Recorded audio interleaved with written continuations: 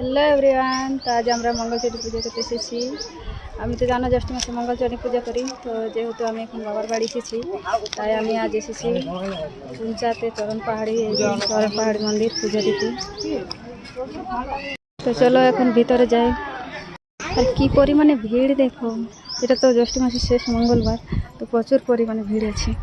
আমরা এখন যাচ্ছি উপরে পুজো দিতে মন্দিরে, এত পরিমাণে ভিড় দেখুন।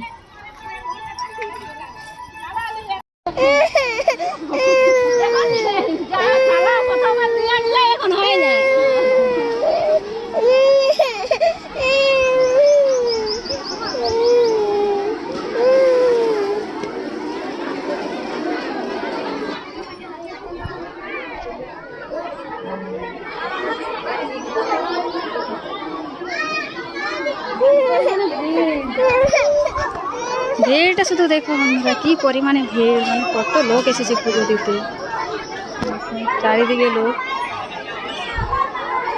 মন্দিরের ভিতরে তো যাওয়া যাবে না, তো লোক আছে।